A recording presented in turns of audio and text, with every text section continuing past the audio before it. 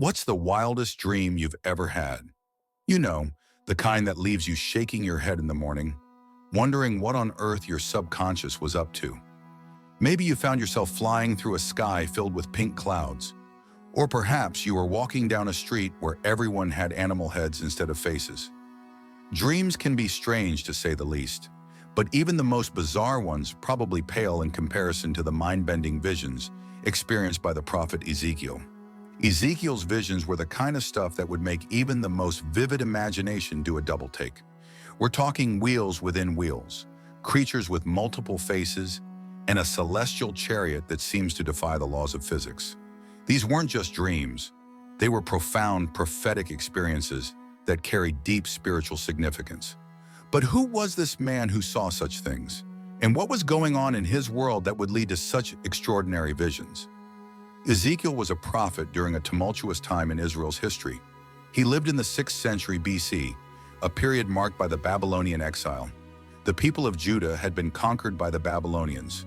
Their beloved city of Jerusalem was destroyed, and they were taken into captivity, a bitter reality for a nation that had once been promised prosperity and protection by God. It's in the midst of this despair and disillusionment that Ezekiel's story unfolds. Imagine being Ezekiel, a young priest living in exile by the Kabar River, far from the temple where he was supposed to serve. His life, like the lives of so many others, had been upended. The temple, the very heart of his faith and identity, lay in ruins. And yet in this place of desolation, Ezekiel receives visions that would not only sustain him, but would also offer hope, warning, and a glimpse into the divine mysteries. Ezekiel's first vision is perhaps the most famous and the most bewildering. Picture this. You're sitting by the river, minding your own business, when suddenly the heavens open up. You see a stormy wind coming from the north, a great cloud with flashing lightning, and in the center something that looks like glowing metal. As you squint to get a better look, you see 4 living creatures emerging from the cloud. Each one has 4 faces, one of a man, one of a lion, one of an ox, and one of an eagle, and they're all moving in perfect synchronization. Oh, and did I mention they each have wings covered with eyes? If your mind is spinning just trying to visualize that, you're not alone. Ezekiel was witnessing something that defied human understanding. But wait, it gets even more surreal. Beneath the creatures are wheels, massive, intersecting wheels that can move in any direction without turning. And these wheels aren't just wheels. They're described as wheels within wheels, and they're also covered with eyes. The whole scene is alive with motion and energy, like nothing ever seen before. Now I know what you might be thinking. What on earth does this all mean? That's exactly the question Ezekiel must have grappled with too. In his vision, these creatures and wheels were part of a divine chariot, a representation of God's glory moving through the heavens. The wheels within wheels symbolize the complexity and interconnectedness of God's creation, where everything is in perfect harmony, even if it seems incomprehensible to us. But why would God reveal such a vision to Ezekiel, especially in a time of exile and despair? Some scholars suggest that this vision was meant to remind the exiled Israelites that God's presence wasn't confined to the temple in Jerusalem. Even in their darkest hour, God was still with them, His glory still moving among them, guiding them through the chaos and uncertainty. Ezekiel's visions weren't just about strange creatures and heavenly chariots. They were messages of hope, warnings of judgment, and glimpses into the future. They were a reminder that even when everything seemed lost, God was still in control, working out His plan in ways that were far beyond human understanding. So what do these visions mean for us today? Are they just relics of an ancient past, or do they carry messages that are still relevant in our modern world? As we dive deeper into Ezekiel's visions in the coming sections, we'll explore the symbolic meanings behind these mysterious images and consider what they might be saying about our future. But for now, let's sit with the awe and wonder that Ezekiel must have felt as he witnessed these incredible sights. Sometimes it's okay not to have all the answers. Sometimes the best thing we can do is simply marvel at the mysteries of the divine and trust that, like Ezekiel, we're being guided by a hand far greater than our own. And as we continue this journey through Ezekiel's visions, keep an open mind. You never know what profound insights might be waiting just around the corner. So, if you thought Marvel's Fantastic Four was impressive, wait until you meet the original team of super beings, the four living creatures in Ezekiel's vision. These aren't your typical superheroes, but they definitely have an air of the extraordinary about them, with powers and appearances that would make even the most imaginative comic book artist scratch their head. Picture this: four beings, each with four faces, one of a lion, one of an ox, one of an eagle, and one of a human. Oh, and did I mention they have wings covered with eyes? Yeah, move over, Avengers. These guys are on a whole different level. But what exactly was Ezekiel seeing, and why does it matter? Let's unpack this vision a bit because, like all things in the Bible, these creatures are loaded with symbolic meaning that has fascinated scholars, theologians, and believers for centuries. First, let's break down the faces. Each face represents something profound about the nature of God and His creation. The lion is often seen as a symbol of majesty, power, and kingship. Think of the lion as the king of beasts, strong and fearless, commanding respect. In biblical terms, the lion face might represent God's sovereign rule over all creation, His strength and authority that cannot be challenged. The ox is a symbol of strength, labor, and sacrifice. The ox was a valuable animal in ancient times, used for plowing fields and carrying heavy loads. It's also associated with sacrifice, as oxen were commonly offered in the temple. This face could symbolize God's provision, His enduring strength, and His willingness to bear the burdens of His people. The eagle represents vision, swiftness, and the ability to soar above the earth. Eagles were admired for their keen eyesight and their ability to fly higher than other birds. The eagle face might symbolize God's all-seeing eye, His ability to rise above the troubles of the world, and His divine perspective that we can't always grasp. Finally, the human face represents intelligence, compassion, and relationality. Humans are made in the image of God, reflecting His capacity for reason, empathy, and connection. The human face might symbolize God's relational nature, His desire to be in relationship with His creation, and His deep understanding of the human condition. Now imagine these four faces on a single creature, actually on four creatures, all moving in perfect harmony with each other. It's a powerful image that suggests a God who is all-encompassing, embodying all these attributes simultaneously. The creature's ability to move in any direction without turning their heads, thanks to their four faces, symbolizes God's omnipresence. He is everywhere, all at once, seeing and knowing all things. Ezekiel wasn't the only one to see these creatures. Later in the book of Revelation, the Apostle John also describes a vision of four living creatures with similar characteristics surrounding the throne of God. The consistency of these visions across different books of the Bible highlights their significance as representations of divine power and majesty. But what did these creatures mean for us today? Well, that's where things get really interesting.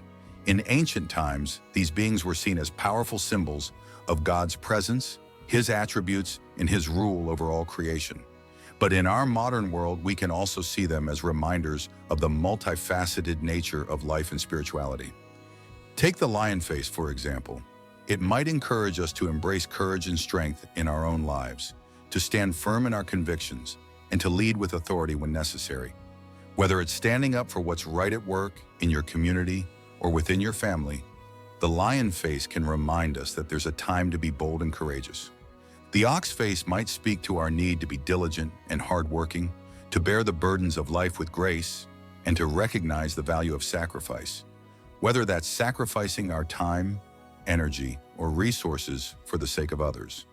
It's a reminder that life requires perseverance, and that the work we do, when done with the right spirit, is meaningful and valuable.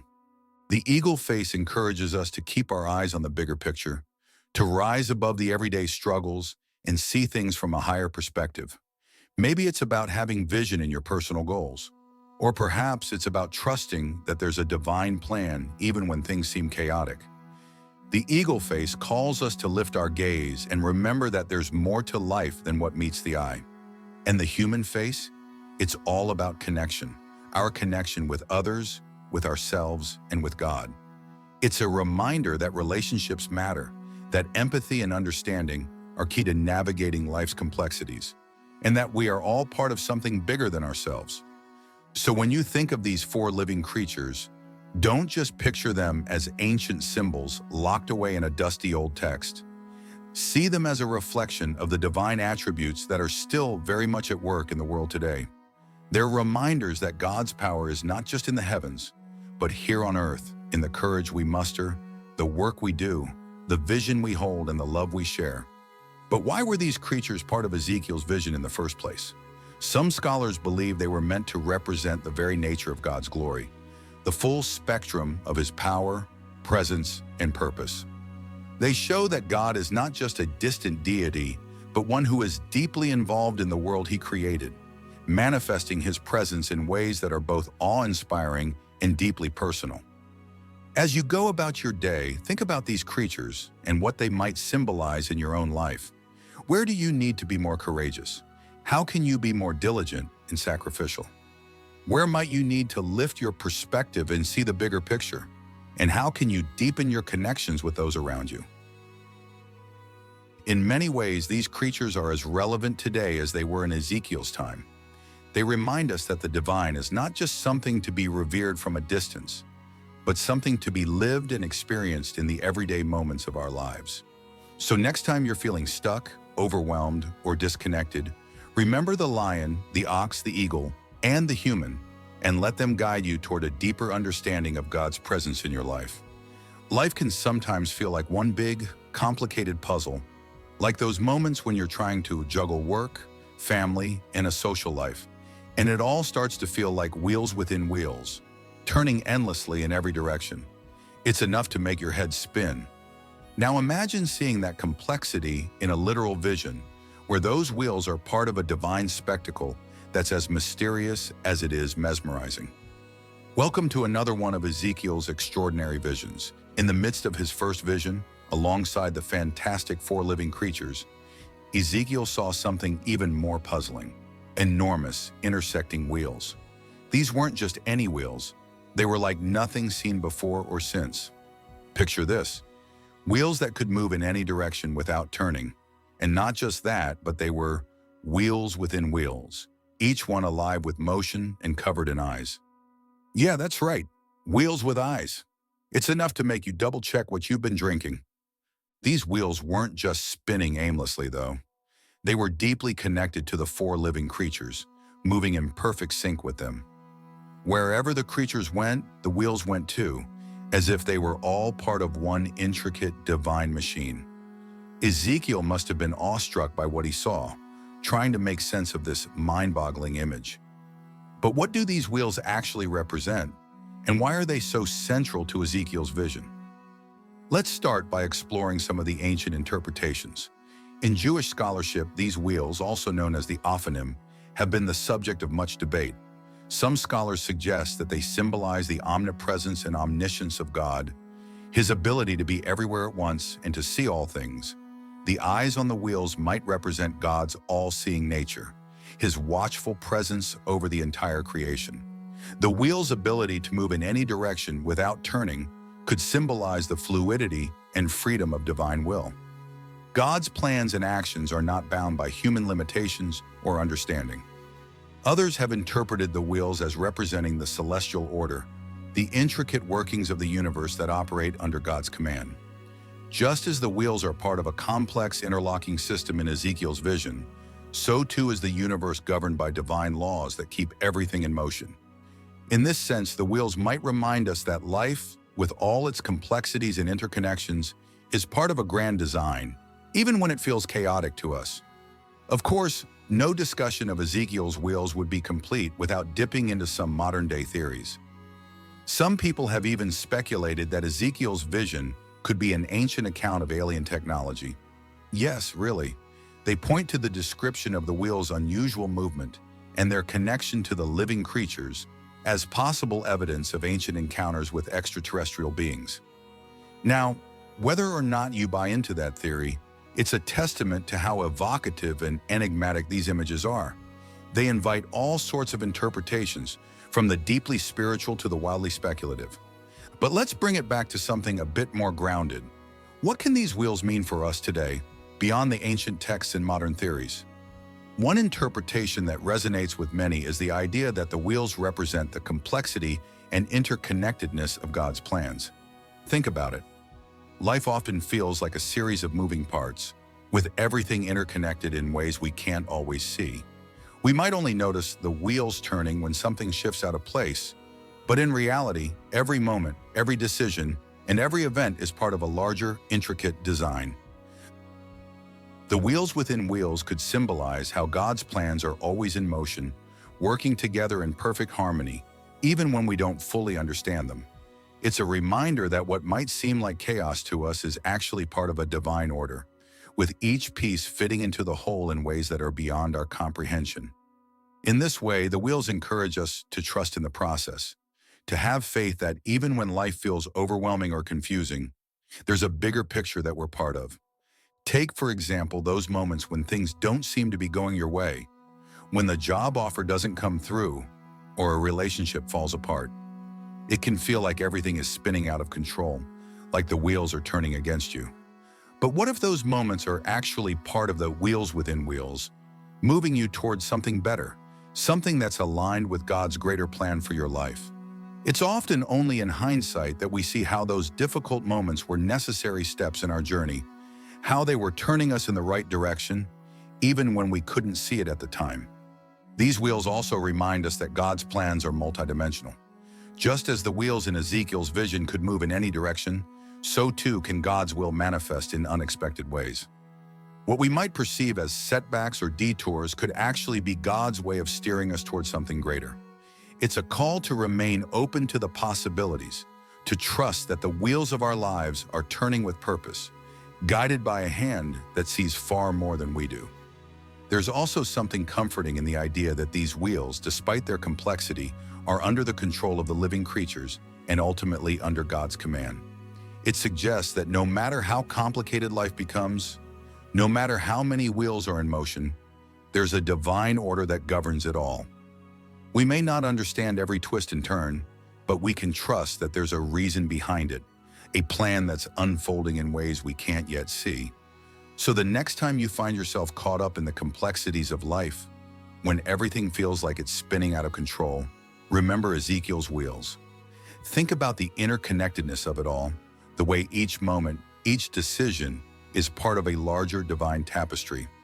And take comfort in the fact that, just like those wheels within wheels, your life is being guided by a power far greater than you can imagine. As we continue to explore Ezekiel's visions, keep in mind that these ancient images, though mysterious and complex, have much to say about our lives today. They remind us that even in the midst of life's most perplexing moments, there's a divine order at work, one that's always moving us toward the future God has planned for us.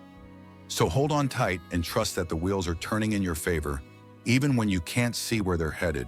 Ever had one of those days where you just feel like a pile of dry bones? You know the kind, where getting out of bed feels like climbing a mountain, and you're so drained that even a cup of coffee seems to sigh in sympathy. We've all been there, right? Well, if anyone knows what it's like to stare down a valley of dry bones, it's Ezekiel. But in his case, it wasn't just a metaphor for a rough morning. It was a full-blown vision that would go down in history as one of the most powerful images of resurrection and renewal. So let's set the scene. Imagine a vast, desolate landscape. Nothing but dust and bones as far as the eye can see. It's the kind of place that feels eerily silent, where even the wind seems too afraid to whisper. And there in the middle of this eerie, lifeless valley stands Ezekiel, staring out at what was once a multitude of people, now reduced to nothing more than skeletal remains. It's a scene that would give anyone chills, but for Ezekiel, it was more than just a grim sight. It was a message from God. In this vision, God asks Ezekiel a question that seems almost absurd. Son of man, can these bones live? Now let's be real. If we were in Ezekiel's sandals, the answer might be a skeptical, I don't think so. But Ezekiel, ever the prophet, wisely responds, Sovereign Lord, you alone know. It's a classic move, when faced with an impossible question, leave it to the Almighty, and what happens next is nothing short of miraculous. God tells Ezekiel to prophesy to the bones, commanding them to hear the word of the Lord. As Ezekiel speaks, there's a rattling sound, a bit like the creaking of old floorboards, but multiplied by 1,000. The bones begin to move, coming together, bone to bone, as if drawn by some invisible force. And then tendons and flesh appear, covering the bones until they're fully formed bodies. But they're still lifeless, just flesh and bone, without the breath of life. God then tells Ezekiel to prophesy to the breath, to call the four winds to breathe life into these newly formed bodies. And just like that, the breath enters them, and they stand on their feet, a vast army, alive and ready. It's a powerful image of resurrection, a reminder that even in the bleakest of circumstances, life can be restored. But what does this vision mean? And more importantly, what does it mean for us? At its core, Ezekiel's vision of the Valley of Dry Bones is a message of hope and renewal. The bones represent the people of Israel who had lost everything: their land, their temple, their identity. They were spiritually dead, scattered and broken, with no hope of restoration. But through this vision, God was telling them that it wasn't over. Just as He could bring life to a valley of dry bones, He could bring life back to His people, restoring them to their former glory. This vision is also a powerful metaphor for personal renewal. We all have those dry bones moments in life, times when we feel completely spent, when our dreams seem dead and buried, and we're not sure how we're going to keep going. But Ezekiel's vision reminds us that no situation is beyond hope. Just as God breathed life into those dry bones, He can breathe new life into us, reviving our spirits and giving us the strength to stand once more. Think about a time in your life when you felt like you were in that valley of dry bones. Maybe it was after a major setback, like losing a job, going through a tough breakup, or facing a serious illness. It's easy to feel like there's no way forward, like you've been reduced to nothing more than bones scattered in the dust. But just like in Ezekiel's vision, there's always the potential for renewal. Maybe it's not as dramatic as bones coming back to life, but it could be as simple as finding a new perspective, a renewed sense of purpose, or the support of a community that helps you get back on your feet. In those moments, it's like God is breathing new life into you, reviving your spirit and giving you the strength to keep going. Ezekiel's vision also speaks to the power of words, specifically the power of prophecy. When God told Ezekiel to speak to the bones, it wasn't just a symbolic act, it was an example of how words, when aligned with God's will, can bring about real change. It's a reminder that our words have power too. Whether we're speaking to ourselves, to others, or in prayer, the words we choose can either bring life or drain it away. If you're feeling like those dry bones, maybe it's time to change the narrative you're speaking over your life. Instead of focusing on what's broken, start speaking words of hope and renewal. It's not about ignoring reality, but about inviting God's power into your situation, trusting that He can bring life even to the most lifeless of circumstances.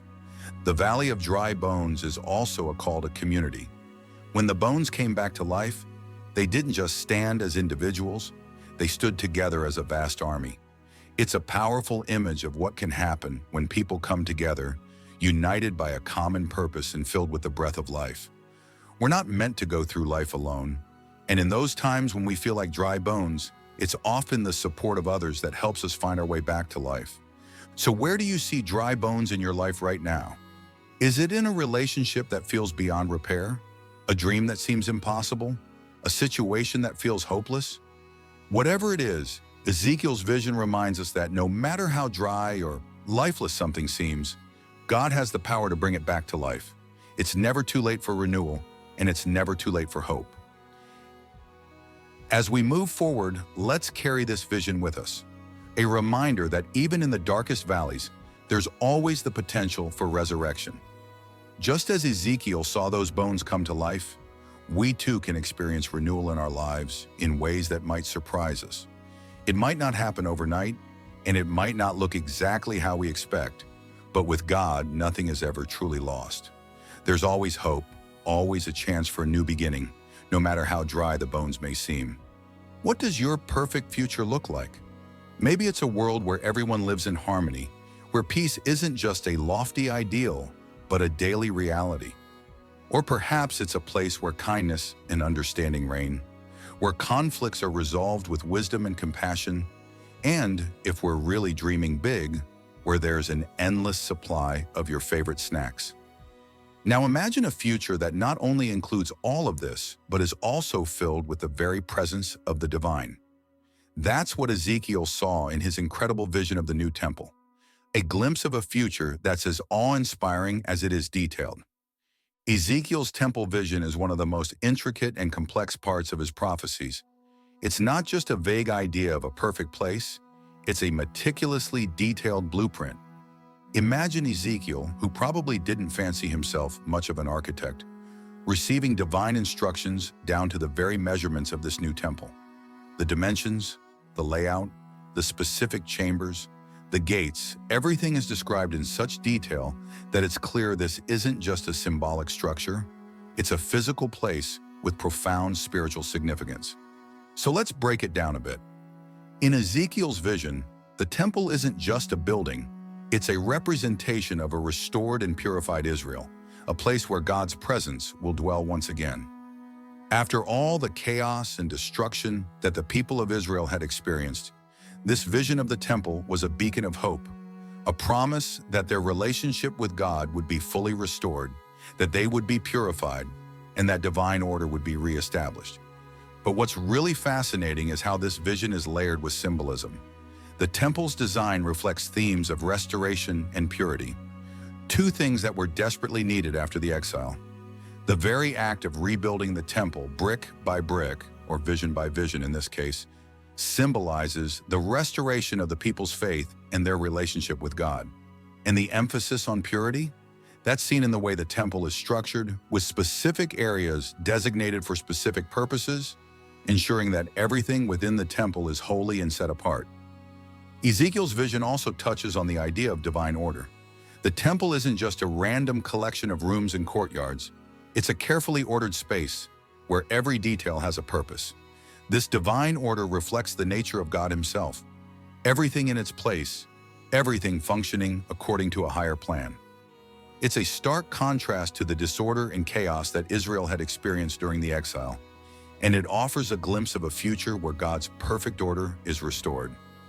Now you might be wondering, what's the big deal about this temple?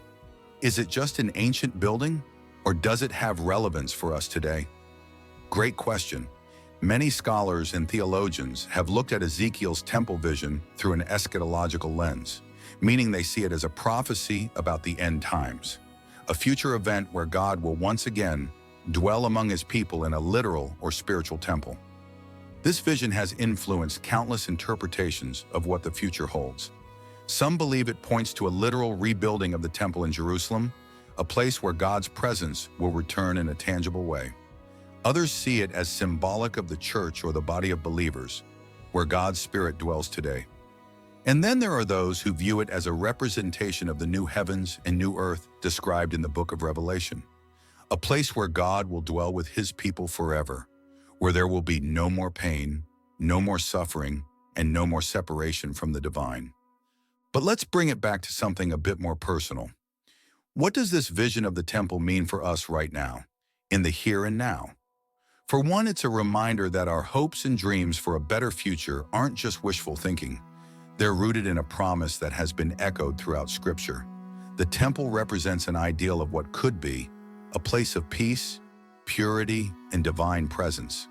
It's a vision that encourages us to look beyond the challenges of the present and to focus on the possibility of a future that's aligned with God's perfect will. Think about it. In our own lives, we all have our temples that we're trying to build. Whether it's a dream we're pursuing, a relationship we're nurturing, or a goal we're striving to achieve. Ezekiel's vision reminds us that these things aren't just personal projects. They're part of a bigger picture. Just as every detail of the temple had a purpose, so too does every step we take in our journey. And let's not forget the theme of purity. In the context of the temple, purity wasn't just about cleanliness, it was about being set apart for a holy purpose. In our lives, this can translate to living with intention, making choices that align with our values, staying true to our faith, and striving to be the best versions of ourselves, even when it's challenging. It's about recognizing that we too are temples in a sense, places where God's presence can dwell if we make room for it. The vision of the temple also challenges us to think about how we contribute to the restoration of the world around us. Just as the temple was a place where people could come to connect with God, we're called to create spaces, both physical and emotional, where others can experience peace, healing, and connection. It might be through acts of kindness, through building supportive communities, or simply through being a presence of peace in a chaotic world. But perhaps the most powerful takeaway from Ezekiel's temple vision is the idea of divine order. Life can often feel chaotic, like we're just trying to hold it all together in the midst of the mess. But this vision reminds us that there is an order to things, even when it doesn't feel that way.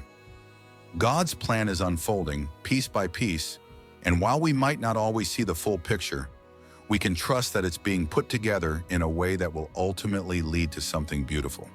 So as we look to the future, both in our personal lives and in the world at large, let's keep Ezekiel's temple vision in mind.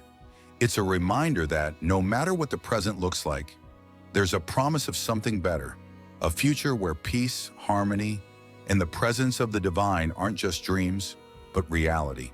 And just like the temple in Ezekiel's vision, it's something that's being built day by day, brick by brick, in ways that we can see and in ways that we can't yet imagine. Who doesn't love a good homecoming story? There's just something heartwarming about the return of someone or something important. A long-lost friend, a soldier returning from deployment, or even the simple joy of coming back to a place that feels like home after a long time away. Well, get ready, because the homecoming story we're about to dive into is the ultimate one, the return of God's glory to the temple. This isn't just any return, it's the kind of event that sends shivers down your spine, makes you feel the power and majesty in the air, and reminds you that some homecomings are worth waiting for. So let's set the stage. The people of Israel had been through a lot: exile, destruction, and the loss of their beloved temple. For them, the temple wasn't just a building, it was the very heart of their faith, the place where God's presence dwelled among them.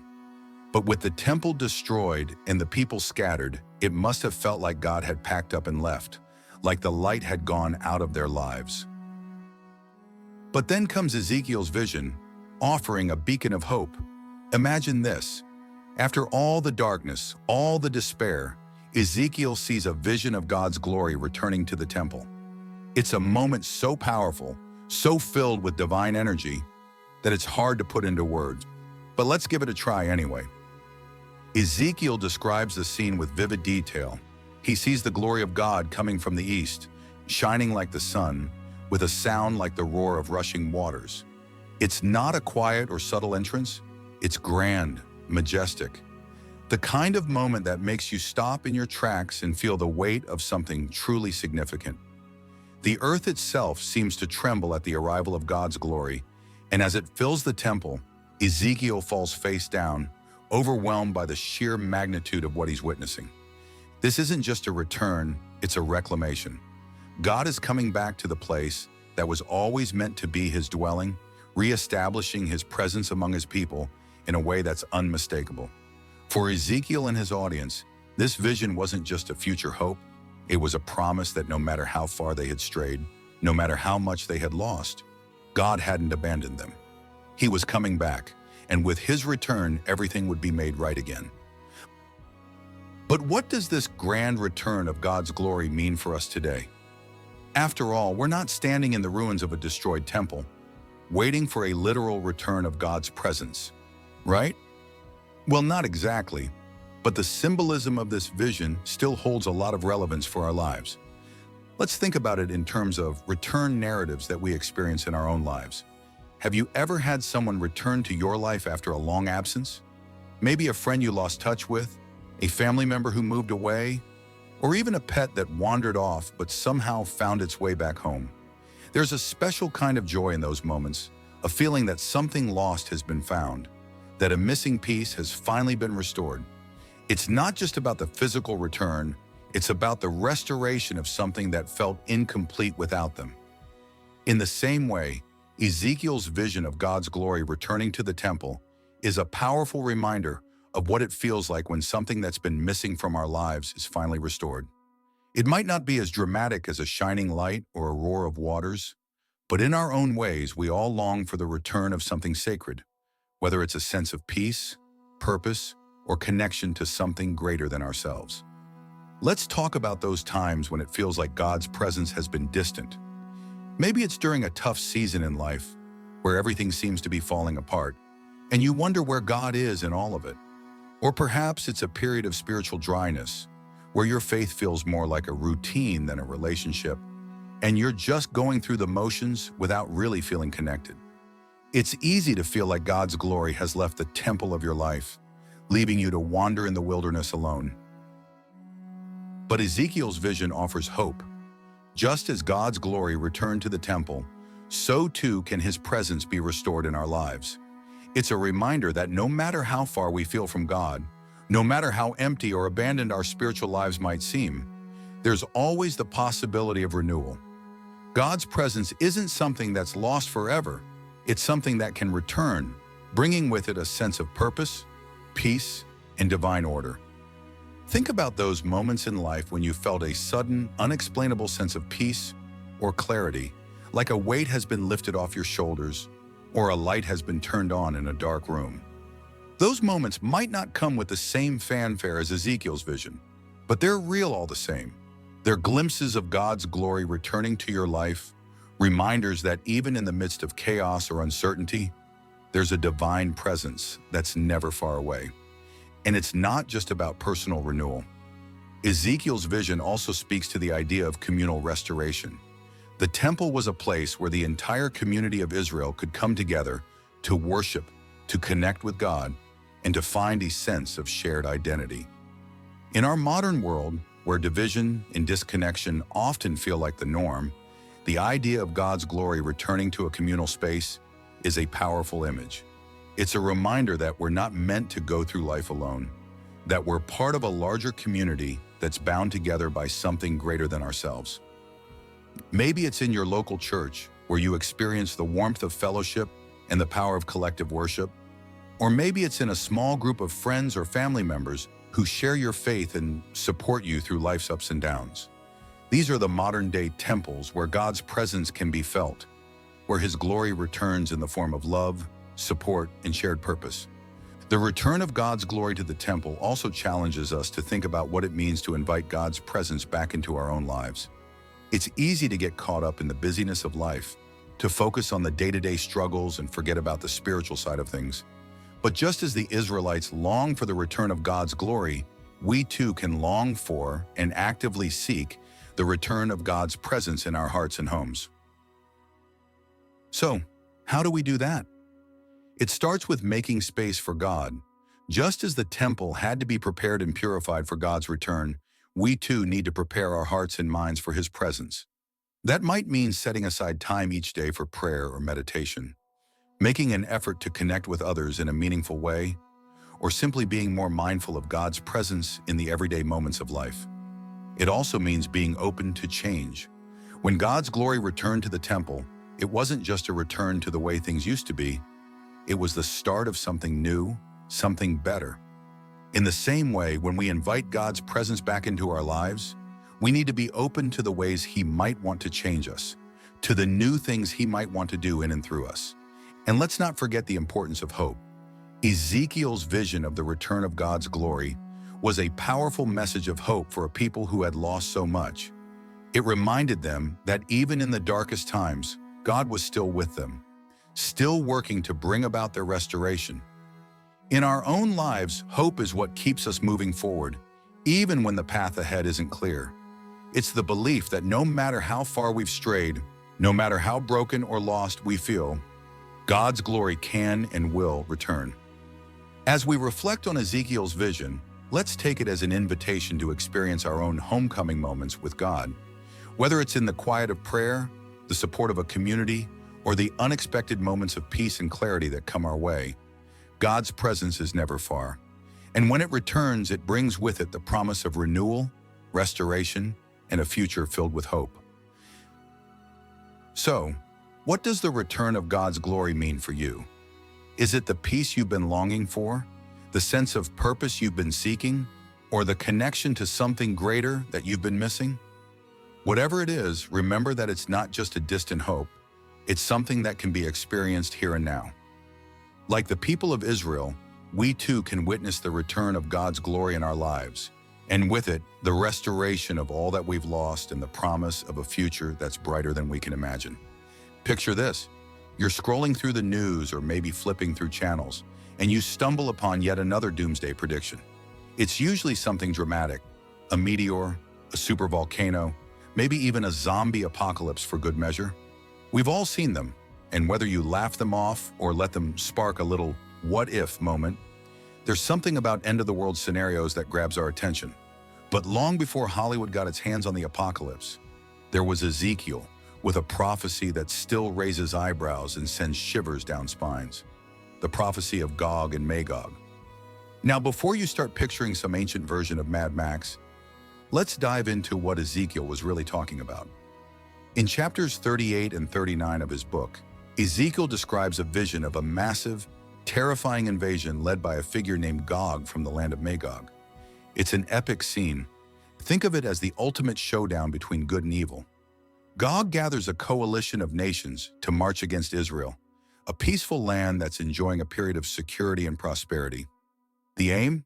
To destroy Israel and wipe it off the map. But here's the twist. This isn't just a battle between armies. It's a cosmic clash, with God himself stepping in to defend his people. The forces of Gog and Magog are utterly defeated, not by the might of Israel's military, but by divine intervention, earthquakes, torrential rain, hailstones, fire, and brimstone. It's like something out of a blockbuster movie, but with a far deeper meaning. So who or what are Gog and Magog? And what's the deal with this prophecy? Let's start with the names themselves. Gog and Magog have sparked endless debate among scholars, theologians, and historians. Some interpret Gog as a literal historical figure, possibly a leader of a northern tribe or nation that existed during Ezekiel's time. Magog, on the other hand, is often thought to represent a region or people from the distant north. In ancient Jewish and Christian traditions, these names became symbols of ultimate enemies, forces of chaos and destruction that rise up against God's order. But here's where things get really interesting. Not everyone sees Gog and Magog as figures from the past. Many interpretations of this prophecy place it firmly in the future, seeing it as a prediction of events yet to come. Some link it to the end times, viewing Gog and Magog as symbols of the final battle between good and evil, before the establishment of God's eternal kingdom. This interpretation has influenced countless eschatological theories, from the early church to modern-day apocalyptic movements. So what does this all mean for us today? Should we be watching the skies for signs of Gog and Magog? Or is there a deeper, more personal message in Ezekiel's prophecy? Let's start by looking at the historical context. When Ezekiel delivered this prophecy, Israel was in exile, a broken nation longing for restoration. The vision of Gog and Magog wasn't just about a future invasion. It was a powerful reminder that no matter how dire the situation, God was in control. The forces of chaos and destruction, whether they came in the form of invading armies, oppressive rulers, or even the spiritual forces of evil, would ultimately be defeated by God's power. In this sense, the prophecy served as both a warning and a promise. It warned of the reality of evil in the world, the fact that there are always forces at work trying to undermine God's plans and bring destruction. But it also promised that these forces, no matter how powerful they might seem, would not have the final word. God's justice would prevail, and his people would be vindicated. Fast forward to today, and you might be wondering how this ancient prophecy connects with our modern world. After all, we're not living in ancient Israel, and the threats we face look a lot different than invading armies from the north. But if you think about it, the themes of Ezekiel's prophecy are as relevant now as they were back then. Consider the Gog and Magog forces in your own life. They might not be literal armies, but they could be the challenges and obstacles that feel insurmountable, the things that threaten to overwhelm you. Whether it's a personal crisis, a global issue, or even an internal battle with doubt, fear, or despair. Just like the prophecy, these forces often seem larger than life, and they can leave us feeling vulnerable, uncertain, and in need of some serious divine intervention. And then there's the collective aspect of the prophecy. On a broader scale, Gog and Magog can represent the larger forces of chaos and conflict that we see in the world today. Wars, injustice, environmental destruction, and all the things that make us wonder if we're headed for a catastrophic showdown. It's easy to feel like we're on the brink of something terrible and that the world is spiraling out of control. But Ezekiel's prophecy isn't just a doom and gloom forecast. It's a call to remember who's really in charge. Just as God stepped in to defeat the forces of Gog and Magog, we're reminded that no matter how chaotic things get, God's power is still at work in the world. The prophecy assures us that even when the odds seem impossible, there's a bigger plan in motion, one that leads to justice, restoration, and peace. Now let's take a moment to explore some of the interpretations that have emerged over the years. One of the most common interpretations of the Gog and Magog prophecy is that it's a warning about a future global conflict, something that many eschatologists link to the concept of Armageddon. This view often sees Gog and Magog as symbolic of the final opposition to God's rule, a conflict that will culminate in the return of Christ and the establishment of a new, eternal kingdom. In this interpretation, the prophecy serves as both a warning and a hope. It warns of the reality of evil and the inevitability of conflict, but it also holds out the hope of ultimate victory, God's victory over these forces. For those who hold this view, the Gog and Magog prophecy is a reminder to stay vigilant, to stand firm in faith, and to trust in God's promises, even when the world seems to be falling apart. But not everyone interprets the prophecy in this way. Some see it as a symbolic representation of the ongoing struggle between good and evil, a struggle that plays out not just on a global scale, but in our own lives as well. In this view, Gog and Magog aren't necessarily tied to a specific future event. Instead, they represent the challenges and temptations that we face every day, the forces that try to pull us away from God and lead us into chaos. This interpretation encourages us to see the prophecy as a call to spiritual vigilance. It reminds us that we're in a constant battle, not just against external forces, but against the internal struggles that threaten our relationship with God. Whether it's the temptation to give in to despair, the lure of distractions that pull us away from our faith, or the fear that paralyzes us in the face of uncertainty, the prophecy of Gog and Magog challenges us to stay strong, to keep our eyes on God, and to trust that He will see us through. And then there's the possibility that the prophecy is a bit of both, a warning about future events and a metaphor for the struggles we face in the here and now. After all, the Bible often operates on multiple levels, offering both literal and symbolic meanings that speak to different aspects of our lives. So where does this leave us? What do we do with a prophecy like Gog and Magog, especially in a world that's already filled with enough anxiety and uncertainty? First, it's important to remember that the prophecy is ultimately a message of hope. Yes, it warns of challenges and conflicts, but it also assures us that these forces will not have the final word. God's justice and power will prevail, and His plans for restoration and peace will come to pass. Second, the prophecy invites us to reflect on our own lives and the Gog and Magog forces we might be facing. It challenges us to consider where we're feeling overwhelmed, where we're struggling to hold on to hope, and where we need to invite God's power into our situation. It's a call to spiritual readiness, to be vigilant in our faith, and to trust that even in the darkest moments, God is still in control. And finally, the prophecy reminds us of the importance of community. Just as the people of Israel faced the threat of Gog and Magog together, we too are called to support one another in the face of life's challenges. Whether it's through prayer, encouragement, or simply being there for each other, we can help each other stand strong in faith, knowing that we're not alone in this battle. As we continue to explore the prophecies of Ezekiel, let's keep the message of Gog and Magog in mind. It's a reminder that while we might face daunting challenges, both personally and globally. There's a bigger story at play, one that's ultimately about God's victory over the forces of chaos and destruction. It's a story that's still being written, and one that invites us to play our part, to stand firm in faith, and to trust that no matter what comes, God's plans for us and for the world are good. So the next time you hear a modern-day doomsday prediction, remember Ezekiel's prophecy. Yes, the world is filled with challenges, and yes, there are forces that seem bent on destruction, but just as God defeated the forces of Gog and Magog, so too can He bring victory and restoration in our lives today. It's a promise that gives us hope, courage, and the strength to face whatever comes our way. And if you're wondering what all this means for the future, well, that's a question worth pondering. Will there be a final showdown between good and evil? Will we witness a fulfillment of Ezekiel's prophecy in our own time? Or is the prophecy calling us to focus on the battles we face here and now, trusting that God is with us every step of the way? In the end, the Gog and Magog prophecy invites us to take a closer look at the forces at work in our world and in our lives. It challenges us to be vigilant, to stay rooted in our faith, and to remember that no matter how dark things might seem, God's light will always prevail.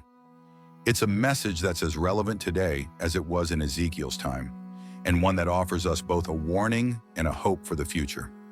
So as we reflect on Ezekiel's vision, let's carry with us the assurance that God's plans are unshakable, that His justice will be done, and that in the end, it's His glory that will fill the earth. The prophecy of Gog and Magog is more than just a tale of ancient warfare. It's a powerful reminder that in the face of life's greatest challenges, we can stand firm in the knowledge that God is with us, guiding us, and leading us toward a future that's brighter than we can imagine. Have you ever wondered if those ancient visions, filled with wild imagery and cryptic messages, still have any place in our fast-paced modern world? It's easy to think of them as relics from a distant past, meant for a time when people were more concerned with interpreting the signs in the stars than with deciphering the latest tech trends. But here's the thing, Ezekiel's visions, as strange and mysterious as they might seem, have a way of reaching across the centuries to speak to us right here, right now. Let's take a moment to pull everything together. Throughout his prophecies, Ezekiel presented a series of visions that were rich in symbolism, charged with spiritual power, and packed with prophetic insights. These weren't just abstract dreams meant to confuse or bewilder. They were messages meant to shake people awake, to pull them out of their complacency, and to remind them that there was something much larger at play in their lives and in the world around them. So what do these visions mean for us today? First off, let's talk about hope. At their core, Ezekiel's visions carry a message of hope that transcends time. Whether it's the vision of the dry bones coming to life, the return of God's glory to the temple, or the prophecy of a new restored Jerusalem, Ezekiel's messages are a reminder that no matter how bleak things may seem, there is always a reason to hope. These visions were delivered to a people who had lost everything: land, temple, and even their sense of identity. And yet, through Ezekiel, God promised them restoration, renewal, and a future filled with life and purpose. In today's world, where we often find ourselves grappling with uncertainty, loss, and the feeling that things are spinning out of control, Ezekiel's visions remind us that there is always the possibility of new beginnings. Just as the dry bones were brought back to life, so too can we find new life in places where we thought there was none. Whether it's through personal renewal, healing of relationships, or even societal change, these ancient visions invite us to hold on to hope, to believe that restoration is not just possible, but promised. But it's not all sunshine and rainbows. Ezekiel's visions also come with a healthy dose of caution. Take the prophecy of Gog and Magog, for instance. It's a stark reminder that there are forces in the world, whether literal or symbolic, that seek to bring chaos and destruction. It's a call to vigilance, urging us not to be complacent, but to remain aware of the challenges and threats that we face, both personally and collectively.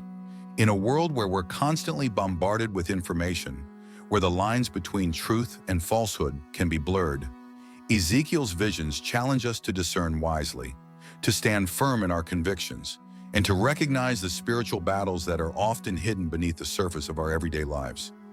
They remind us that the stakes are high, but that we are not alone in the fight, that divine help is always available, and that victory is assured for those who trust in God. And then there's the sense of divine purpose that runs through Ezekiel's prophecies. These visions weren't just about forecasting future events. They were about calling people to live differently in the here and now. They were meant to inspire action, to encourage people to align their lives with God's will, and to participate in the unfolding of God's plans. For us today, this means taking a step back and asking ourselves, what is my role in this larger story? How am I contributing to the restoration and renewal that God promises? Am I living in a way that reflects the values and principles that Ezekiel's visions uphold? These are big questions, but they're important ones. Ezekiel's visions challenge us to think beyond ourselves, to see our lives as part of a bigger picture, and to consider how our actions today can have an impact on the future, both for ourselves and for others. Whether it's through acts of kindness, standing up for justice, or simply living with integrity and faithfulness, we're invited to play our part in the story that Ezekiel so vividly portrayed. And let's not forget the mystery of it all. There's something captivating about the idea that these ancient visions, filled with wheels within wheels, living creatures, and resurrected bones, still hold relevance for us today. It's a reminder that there's more to life than what we can see, touch, or measure. It invites us to embrace the unknown, to be curious about the things that lie beyond our understanding, and to remain open to the ways in which the divine might be speaking to us, even through the strangest and most unexpected means. So, what might Ezekiel's visions mean for you, personally? Maybe they're calling you to take a closer look at the areas of your life that need renewal. Perhaps they're encouraging you to stay hopeful, even when the odds seem stacked against you. Or maybe they're challenging you to consider your place in the grand scheme of things, to think about how you can contribute to the restoration of your community, your relationships, or even the world. Whatever the case, Ezekiel's visions are far from outdated relics. They're alive with meaning and relevance, offering insights and inspiration that can guide us as we navigate the complexities of our modern world. As we wrap up this journey through the book of Ezekiel, let's carry with us the lessons learned from his extraordinary visions. Let's hold on to hope, even in the face of adversity. Let's remain vigilant, aware of the challenges that lie ahead. Let's embrace our divine purpose, knowing that we are part of something much larger than ourselves. And above all, let's keep our eyes open to the mysteries that surround us, trusting that God is at work in ways we might not fully understand, but can always believe in. So here's the big question. What do you think Ezekiel's visions mean for you? How might they shape the way you see your life, your future, and your place in the world?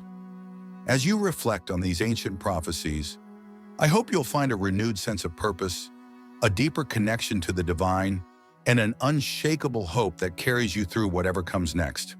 That's it, everyone. What do you think about Ezekiel's mind-bending visions and their relevance today? Which part of his story resonated with you the most? Share your thoughts in the comments section, and let us know if there's another prophetic vision or biblical mystery you'd like to explore next. Don't forget to subscribe for more intriguing insights like this one, and be sure to hit the notification bell so you never miss an update. Until next time, keep questioning, keep seeking the truth,